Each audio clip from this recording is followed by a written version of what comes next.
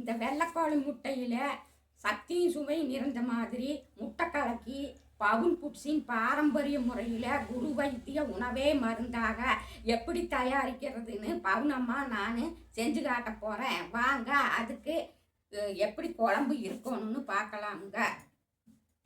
இங்கே பாருங்க, இது ஞாயிற்றுக்கிழமை மதியம் வச்சதுங்க. வச்சுட்டு இரவு ஒருக்கா சுண்டை வச்சதுங்க. மறுபடியும் திங்கக்கிழமை காலையிலையும் பக்குவமாக சுண்டை வச்சதுங்க. இரவும் சுண்டை வச்சோமுங்க. இப்போ செவ்வாய்க்கிழமை காலையில் சுண்டை வச்சு எடுத்துருக்குறோமுங்க. இதை பற்றி தெரிஞ்சுக்கிறதுக்கு நான் முழு நீள காணொலியாகவும் நேரலையாகவும் லைவில் போட்டிருக்கிறேன். அதை பார்த்து தெரிஞ்சுக்குங்க. வாங்க இப்போ இந்த குழம்பு எடுத்து செய்யறத சொல்கிறேன். இந்த மாதிரி ஒரு வடச்சட்டி எடுத்துட்டு அடுப்பு பற்ற வச்சு ப்ரீ ஹீட் பண்ணணும்.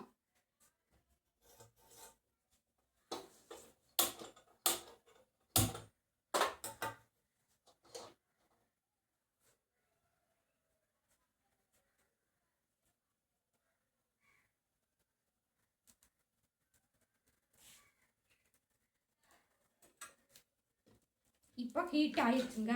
குழம்பு ஊற்றலாமுங்க.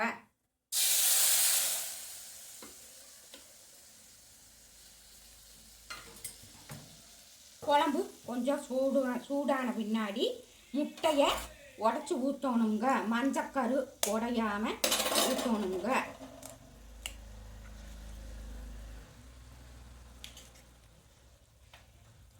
அதுக்கப்புறம் மஞ்சக்கரு மேலே சுக்க போட்டுக்கணுங்க.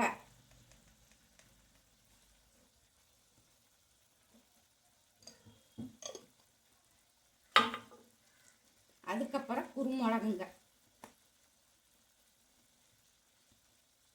குருமிளகு எல்லா பக்கம் தூவணுங்க.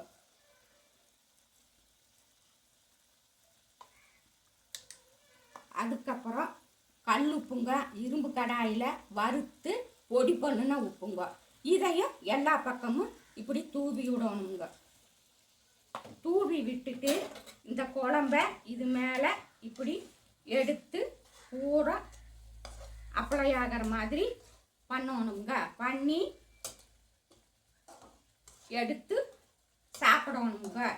இந்த மாதிரி PounFoodsன் ஃபாஸ்ட் ஃபுட்டுகள் நிறையா உங்களுக்கு நான் அடுத்தடுத்து சொல்லித்தர போகிறேனுங்க. அதற்கு இதுவரைக்கும் PounFoodsஐ சப்ஸ்கிரைப் பண்ணாதவங்க சப்ஸ்கிரைப் பண்ணுங்க. கூடவே வர்ற பெல் சிம்பிளை மறக்காமல் கிளிக் பண்ணுங்க.